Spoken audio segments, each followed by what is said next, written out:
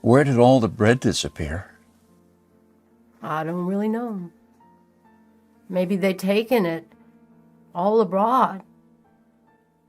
The authorities have confiscated it, removed it from the villages, loaded grain into the railway coaches, and took it away someplace. They've searched the houses, weighed everything to the smallest thing. All the vegetable gardens, all the cellars were raked out, and everything was taken away. It was so dreadful that every day became engraved in my memory. People were lying everywhere as dead flies. Stench was awful. Many of our neighbors and acquaintances from our street died. We tried to survive the best we could.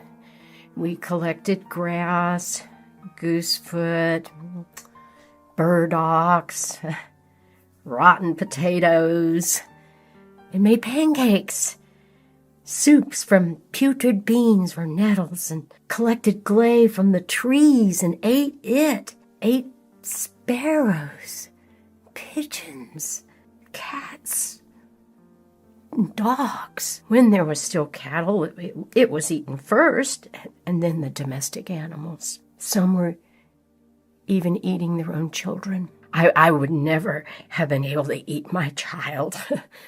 One of our neighbors came home when her husband, suffering from severe starvation, ate their own baby daughter. This woman went crazy. Another neighbor wrote a petition to the authorities. Here's just a paragraph. Please return the grain that you have confiscated from me. If you don't return it, I'll die. I'm 78 years old. I'm incapable of searching for food by myself. Of course, nobody cared. In a crisis, it's everyone for himself. Although, in many cases, families did still remain families.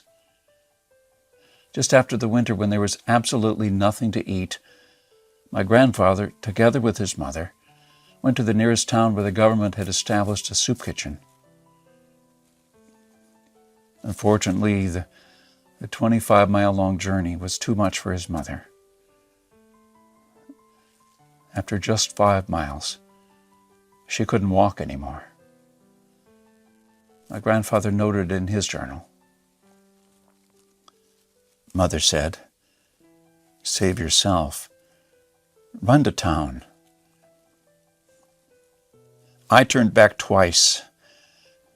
I could not bear to leave my mother, but she begged and cried, and I finally went for good.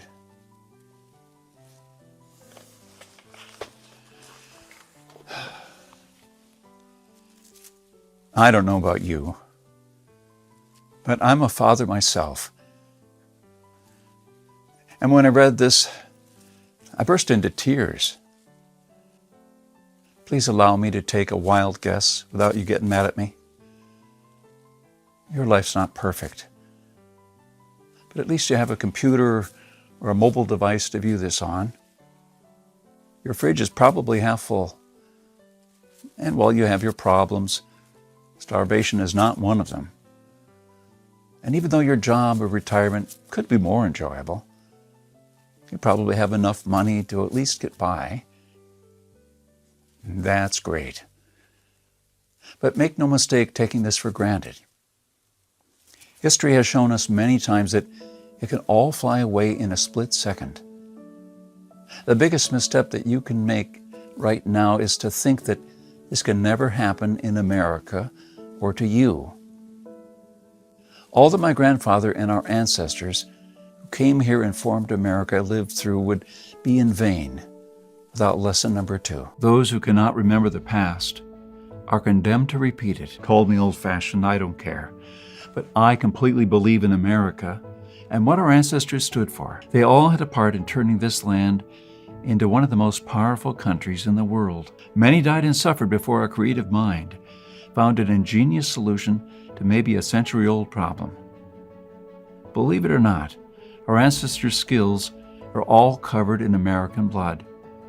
This is why these must be fought for and protected and handed on for them to do the same.